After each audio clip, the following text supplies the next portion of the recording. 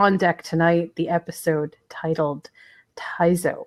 Some interesting revelations about the origin of what we know as the terror, as the supernatural formation of the terror.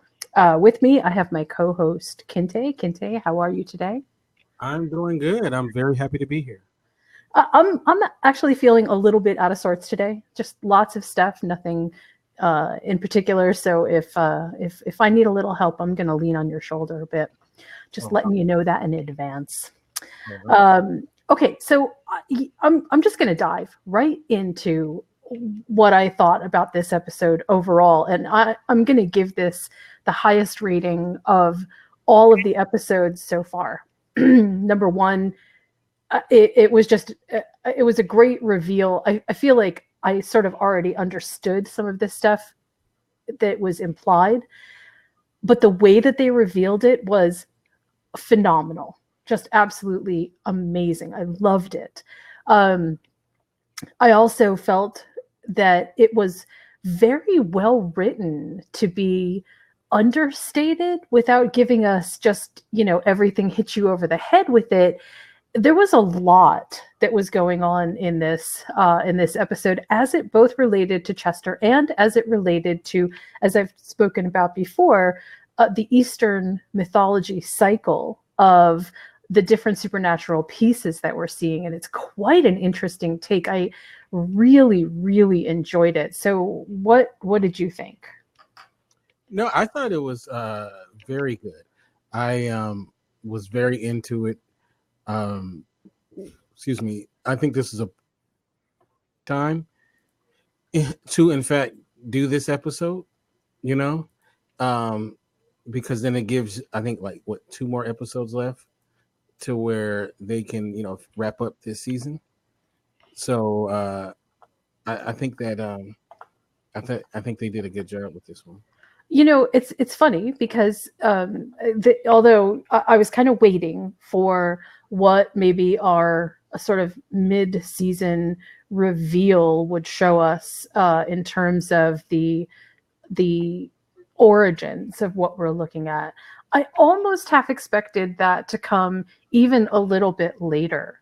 And I have to say that I'm actually pleasantly surprised and happy about the way that they did this now, because I feel like there's still enough story to tell around Chester and everybody basically, that that going forward we have so much more armed information. But I sort of want to go through a bit of how we learned what we learned. So both the people that I was watching the terror with and myself sort of knew that it was going to be something different, because it opens not with our usual cast of characters, which I kind of liked. And the way that things sort of progressed made you sort of understand that there was something bigger happening here than maybe we had even anticipated in the beginning. Although I have to say, point blank, my assumptions about what was really happening with Yuko were wrong. So although maybe little pieces of them were sort of founded, I definitely had the wrong idea. I didn't see this coming. What about you? Did you at all see any of that coming? Um, in a way, yes. Um, I mean, this was definitely a revelation, pun intended. Um, and I thought it was very impactful, and the performances were amazing by the actors involved. Um, so I don't know if I was really like surprised, but it definitely was one of one of the better episodes, if not the best episode. Mm. Um, even if I were or was not surprised, I still enjoyed it quite a bit. From a production standpoint, just because I always have to sneak that in there. What did you think about how the episode itself was produced? Because I had some sort of wow moments in this episode. Yeah, it had very striking visuals. It it very gave the aesthetic of it was awesome, as it has been all season. So that never was one of the show's issues. And I just think that they did a great job with it. I mentioned to the people that I was watching with that I felt like I was in the beautiful serene garden that Kill Bill takes place in. And there's just this sort of juxtaposition between the absolute horror that is going on as the backdrop and the serenity and beauty of the Zen garden. And it was there was something so uh, interesting about that in particular that I wanted to go back and look at it again and again. And some of those standing shots, so it makes it look like it's out of like a postcard almost. I mean, it's just absolutely gorgeous. But underneath it, let me sort of go backwards here. What did you think about the actual story that is sort of transporting us, I think, into what we know is going to be the last two episodes? We have Yuko, right, who is at this point still, as far as we know, at the end of this episode, able to get through that portal. And clearly now it seems like maybe that portal is closed for her. I don't know if you came to the same conclusion that I did, but it seems like it's been like now that portal's been closed off for her, because when she went through at the very end, it seemed like she went through it and then it closed up completely. Did you see that as well? No, yeah, no, it did, and that was something that was a little surprising in the episode. But and it, first of all, what a great visual Right? that is, and it looked pretty awesome. Yeah. So so we know that, basically they tried to, I'm going to use the word exorcism. They tried to do an exorcism of Yuko, and it didn't work, right? It completely failed. And I have some sort of ideas about why it may have failed. But my gut feeling says, look, Yuko is way more powerful than I think even I understood from the very beginning. And I really did think that she was powerful from the beginning. But she had the ability to basically kill the person, the spirit that brought her through, and then take over that entire place and then go to find Chester. It also explains why Yuko was so absolutely adamant about having Chester's children, because only her blood can make it through that barrier. And she is very much searching for the ability to be the mother again.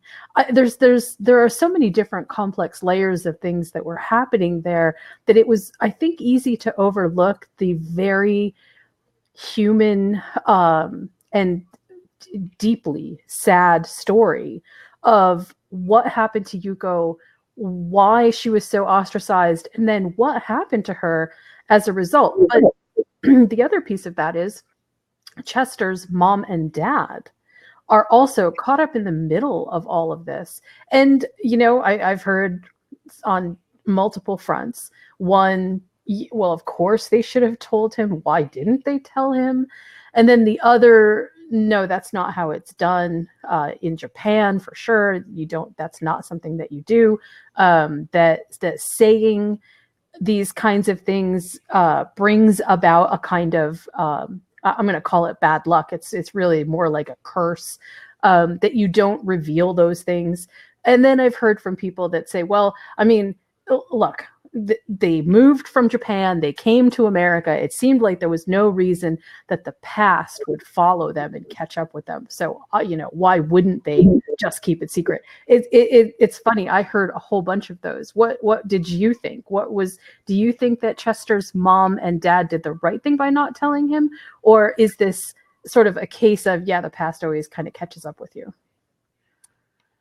I think you can. I hate to, I know you want a definite answer, but this is one of those situations where you could say both is correct. Mm, You know, it's true. on one hand, you know, like I can totally understand why they wouldn't say, you know, Yeah, I totally get, can too. but you know, the past, you know, what you do in the dark, what they say will come to the light. So, you know, um, they did it not for malicious reasons, of course, right? They did it because they felt like they were doing the right thing by their child. So, you know, it's one of those situations where, as a parent, you know, I'm not a parent, but you're a parent. You have to make decisions that you feel believe are in the best interest of your children, which may break their heart down the line.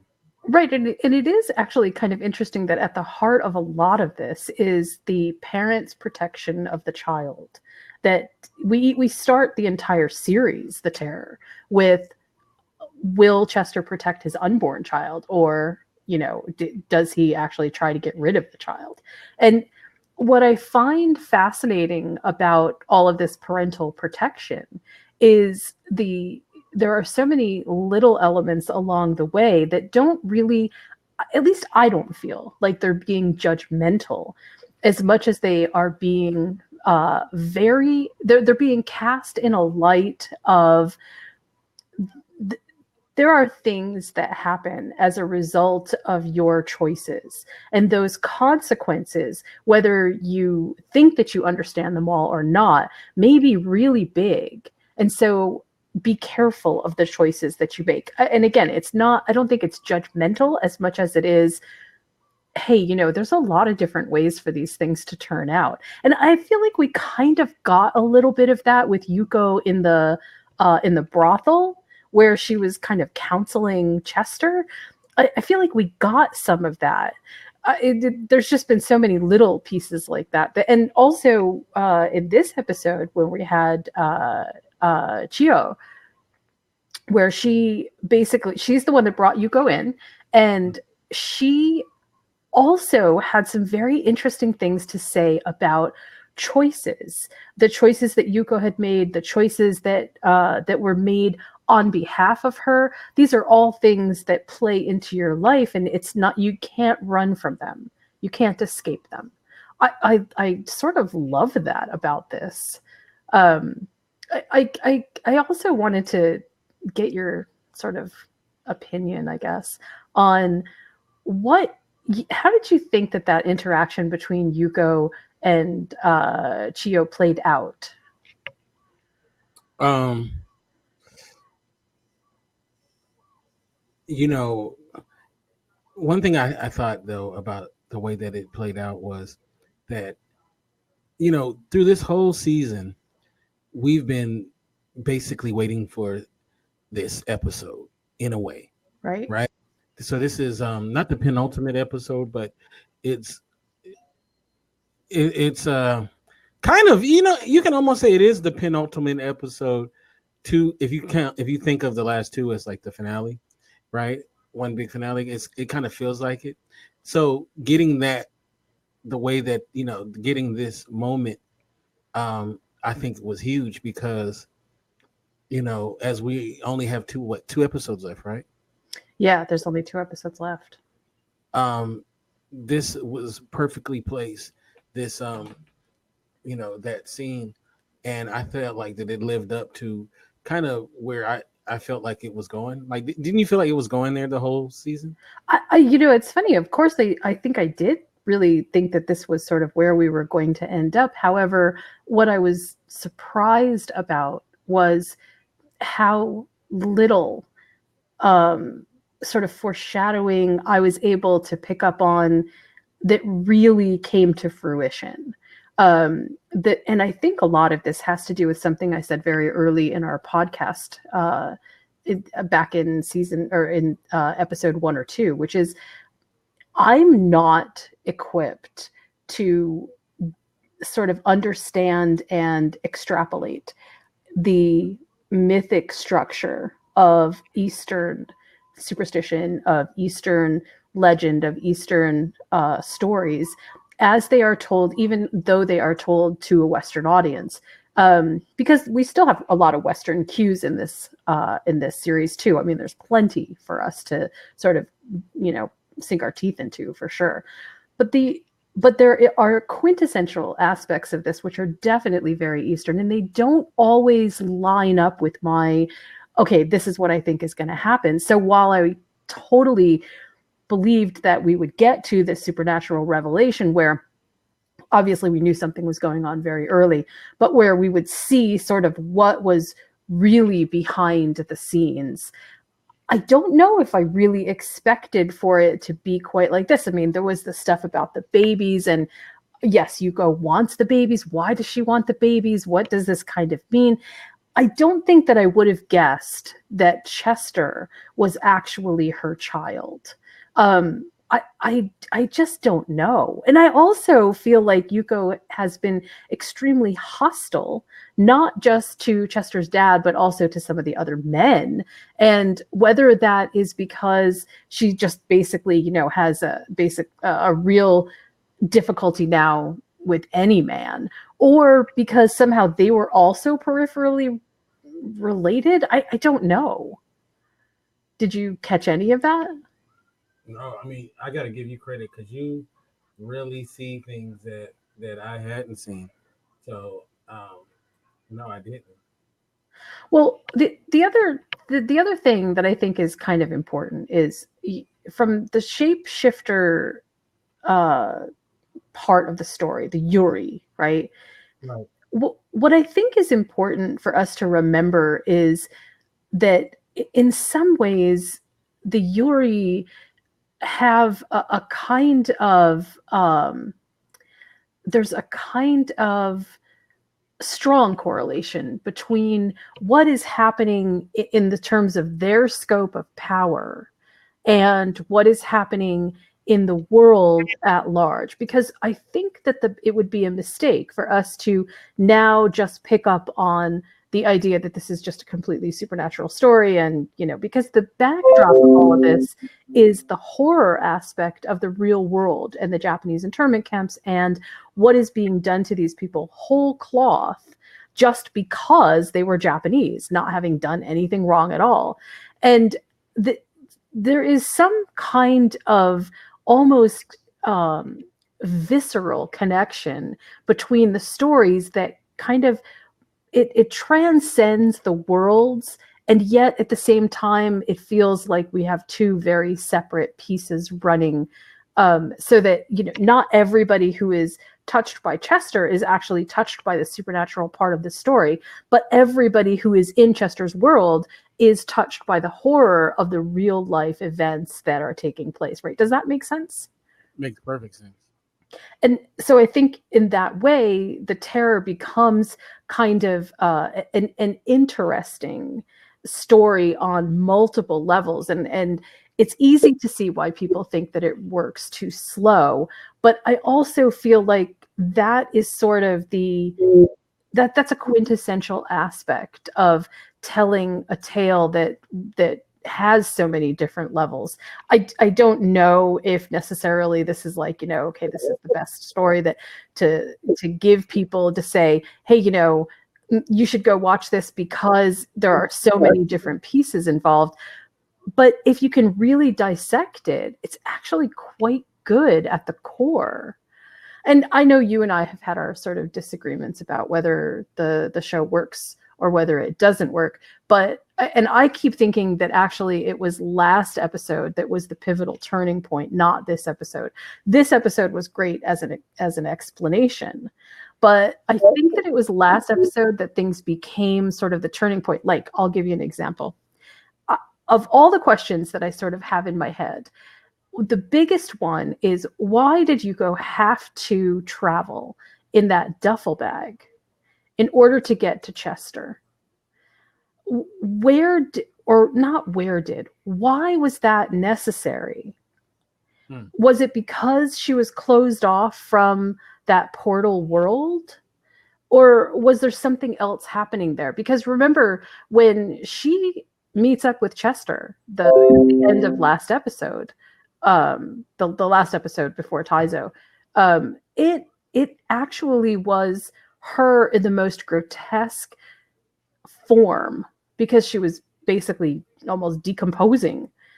And I keep wondering, why was that necessary if she had this other world to go back to where it seems like she could heal and regenerate, right? Do you know what I'm saying? Yeah. Do you think it's purpose or that just was like a cool ass visual?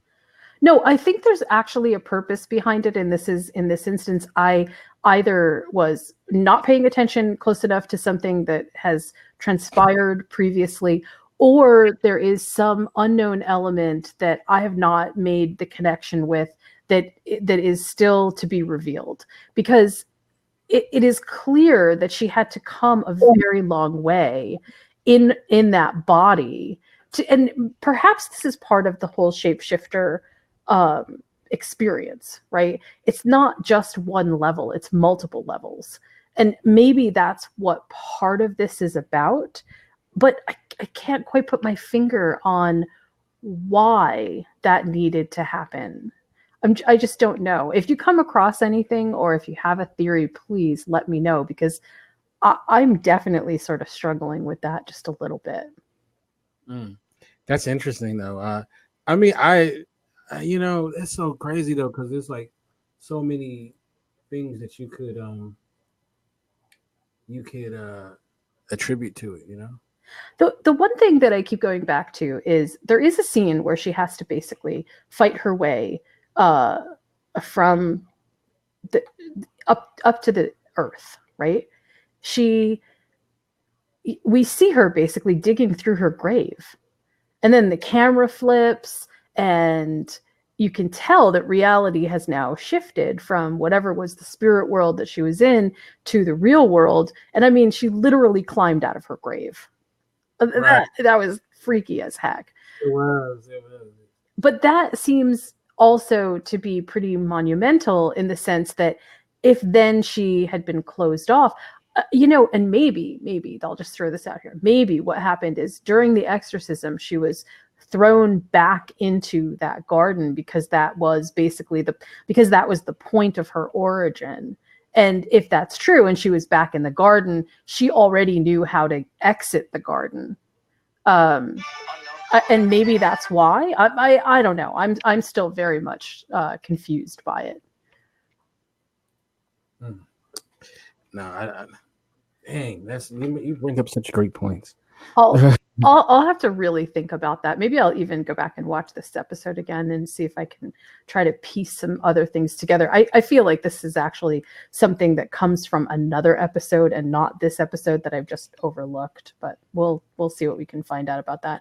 I also want to talk about the end of this episode. Well, toward the end of this episode, when Chester confronts Yuko, and boy, when he sees her basically try to pull another child into the grave, that was really super interesting. But when Chester confronts her, how did you interpret that interaction? When Chester, yeah, confront. I just took it for as it was. Like he was trying to intervene. Do you think that on some level, and this just seems to continue to be in the forefront for me, there's a level here of Chester's accepting the Yuri, which feels almost innate to his character now. He's had several run-ins. He obviously accepts that this stuff is real.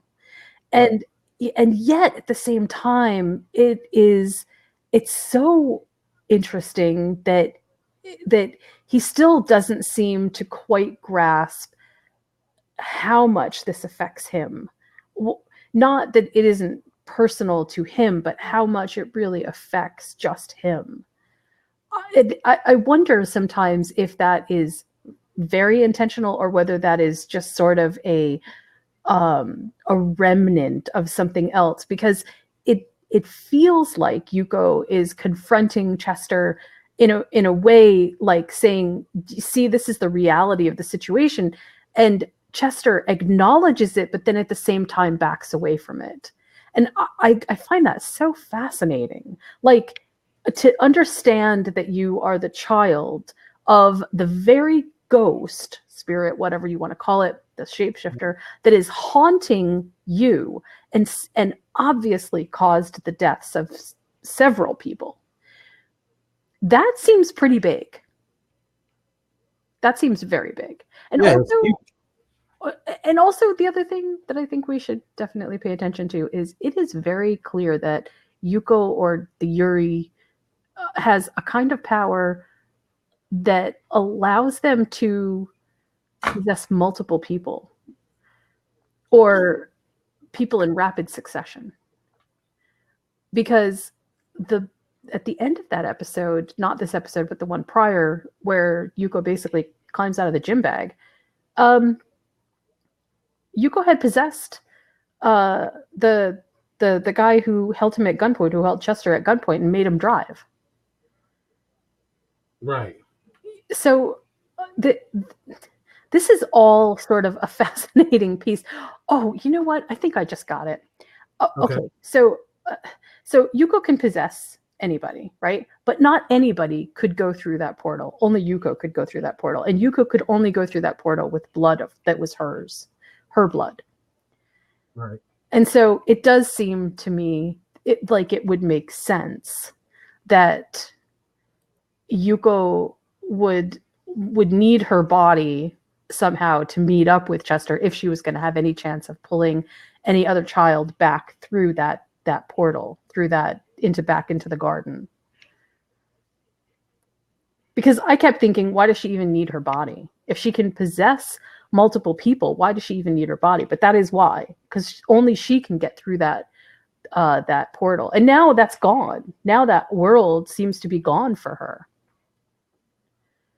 Yeah. Am I wrong? Or no, you're right. You're right, and it's almost like she's displaced. Yeah, right. Now I feel like she's, completely discorporeal. I mean, like there's something maybe even part of her thing is that she wants to get back to there. I think I think that part of the reason for her telling us over and over again, I am a mother, is that is the only identity that Yuko has left. The only identity that she has is I am a mother. And it explains why she cannot hurt Chester. And it explains why, even though she can hurt anybody else around Chester, she cannot hurt Chester's blood. It's the reason that she didn't want the midwife lady to give Luce the potion that would bring on an abortion. We don't even know if whatever was in that maybe it wouldn't have even worked in the first place. But we know that Yuko was punishing her, and there's those pieces seem very very intricately and well woven into the story. But it didn't. I think there's some other sort of small layer in here that I am either missing or not quite kind of grasping, and that is if Yuko's ultimate desire is to bring someone into mother, then it only makes sense that she would stay very close to Chester, because only Chester and Chester's blood could be what she could bring through. But now I don't know if she even has that capability. Does she have that capability? I don't even know. I guess we don't know. I guess the end of this last episode sort of left us a little bit hanging, but it does seem like she could be quite a bit more desperate. Yeah, and it's going to just escalate as this story goes along. I don't know that sometimes I think telling a story on multiple fronts is it can be very confusing. And so while it can also be done right over, a successive series of episodes, there is a little bit of a rushed nature to having 8 episodes and telling such a sweeping story. It's actually very daunting when you think about it. And so some of my criticism from the beginning of the series, where I felt like they moved a little bit too fast, I think I understand why they moved too fast. But I also wonder if maybe this was a little bit too much story to tell all at one time. It just feels like there's a lot happening. Yeah. It's quite a bit. I don't know, man. We'll have to see how this all shakes out, but it's gonna be exciting. So I wanted to ask you one more question before we try to wrap up this episode here. And that is, from your perspective, do you feel like the do you feel like the connection between the spirit world and reality is clear enough for just about anybody to sort of understand it, or do you feel like it's too blurry? I think I don't know about too blurry, but it's somewhat blurry. So I don't know, like I think that's the problem with this whole season is that it just I don't know that people can follow it like maybe other shows, that they love. Well, I'll say this. I personally really love all of the different places that this series is going. There's Mhm. so many sort of depths and layers to explore and things to sort of go back and take a look at and understand. And I mean, they did some very masterful storytelling in this. There's no doubt about it. Where I think that it needs a little bit of improvement in terms of how it is perceived going forward is there's a sense, I think, of um, story clutter. That is, things are important, but they don't get the attention that they deserve because we are so quickly on to whatever the next thing is or distracted by something else that's happening. And if you want to pay attention to what was sort of important about some of the past events, if you now go back and watch episode 2, 3, 4, and 5, you'll see a lot of things which will make sense because they revolve around Chester's mom and dad not having all of the information about Yuko to begin with. And not knowing some of the stuff that happened, but also in just sort of the general keeping secrets from each other, which all of a sudden those things sort of stack up and make sense.